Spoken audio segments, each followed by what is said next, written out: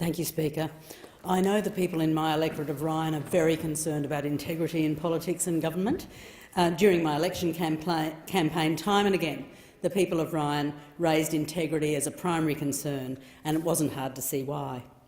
In that campaign period, Our Democracy surveyed Australians about integrity, and the results from my electorate of Ryan were rather telling.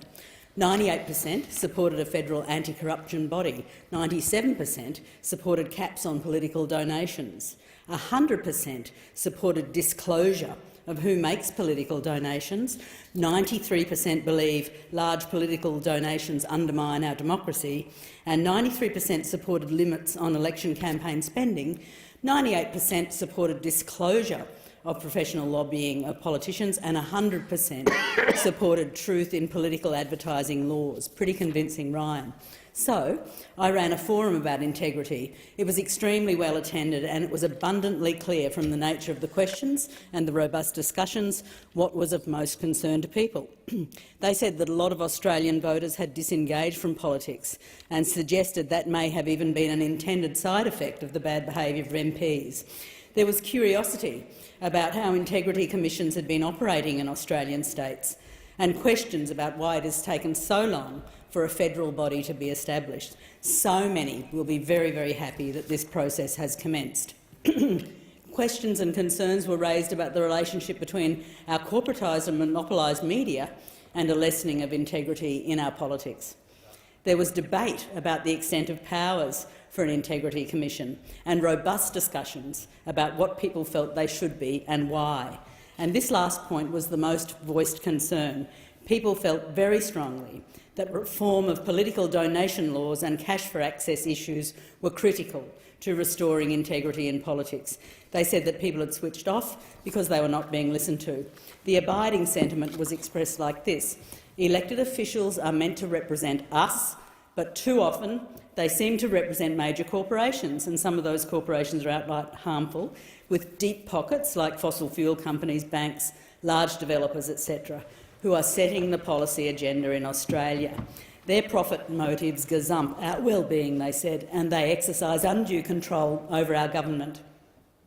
And furthermore, they said many of the channels through which corporate power exerts influence are informal and are hidden. So the loud and clear message was that this is seriously undermining political integrity and indeed our democracy.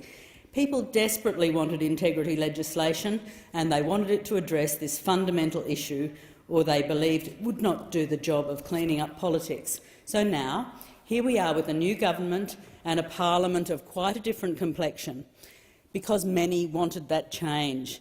And definitely a big part of that was about integrity. So in a welcome and very much overdue development, we have before us this National Anti-Corruption Commission Bill. The Attorney-General says it will create a commission with jurisdiction to investigate public sector corruption, as well as, and these are the aspects I want to focus on, prevention and education functions to bolster anti-corruption efforts in the Commonwealth public sector. This is an important first step. Important because true integrity and real scrutiny is absolutely fundamental to the fair operation of our democracy and to putting the interests of everyday people, not the interests of politicians and lobbyists, at the heart of what we do. That's why we Greens in the crossbench have been advocating for a long time for integrity legislation that works. In fact, Senator Larissa Waters introduced a federal ICAC bill in 2019, which was passed by the Senate but rejected by the House. This current bill is a promising first step towards fixing our democracy, and we Greens are pleased to be working with the government to improve many aspects of it. But some important questions remain. The Attorney-General says the NAC will be able to investigate the conduct of public officials and those who seek to corrupt public officials. This includes power to investigate ministers, parliamentarians and their staff, statutory office holders, employees and contractors of government agencies and contracted service providers. But what about other groups who exercise undue influence? How can the independence of the NAC be guaranteed while former politicians can be appointed as commissioners? And how can transparency really be achieved when the bar for public hearings is so high? And how will whistleblowers be protected? The recent budget contained a commitment of $262 million to the NAC over 4 years, but there's no independent budget process in place, meaning this could be significantly reduced by any future government at will.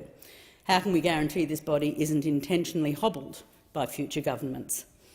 A much broader concern hangs over all of the discussions around the Anti-Corruption Commission, and it's perhaps the biggest issue facing our democracy. What's the issue? I think it's that corporate influence can still buy political outcomes to the detriment of ordinary Australians. So just as with climate action and disaster response, any integrity and anti-corruption legislation and commission should be designed to address prevention and mitigation, not just cleaning up after the fact, which I believe is the limited remit of this new legislation. To achieve that prevention and that mitigation of corruption, we need structural, systemic change to the way Australian politics currently operates. This means putting caps on political donations, ending corporate donations to political parties, unlike Labor and the Coalition, who have taken over $230 million in corporate donations over the last 10 years. We Greens don't take corporate money. We strongly believe that that's corrupting true representation of ordinary Australians. So structural and systemic change means stopping cash for access meetings. It's frankly absurd that we allow a corporation to spend $27,500 to attend a special business luncheon with a minister and still call ourselves a democracy. This means disclosure of who makes political donations. It means disclosure of professional lobbying of politicians. It means putting a doorstop in the revolving door of lobbyists with the ear of government, including ex-politicians who land plush jobs in lobbying companies and then reappear in government or on influential boards in an endless rinse and repeat cycle. This means taking corporate interests out of our essential services and bringing them back into public ownership so we can have proper public scrutiny over decisions that affect our lives, rather than allowing corporate boards to make these decisions for us. And as the people of my electorate of Ryan have said to me, democracy should not be for sale to the highest bidders. It's time to legislate an anti-corruption commission. It's time politicians, ministers and government officials are held to account for corruption and misconduct. We Greens are negotiating for more robust possible legislation here, but let's not think it stops here. Job's done, democracy fixed. Because even if this NAC goes through, and it'll still be entirely legal if it goes through for the Labor and Liberal Party to take donations of, say, $100,000 from gas giant Santos in the same year that their government is signing off on environmental approvals for a new gas project. It'll still be legal for Santos to buy special access to a minister in that same year. So let's get moving on anti-corruption, but let's also get serious about corporate power in this country. Thank you.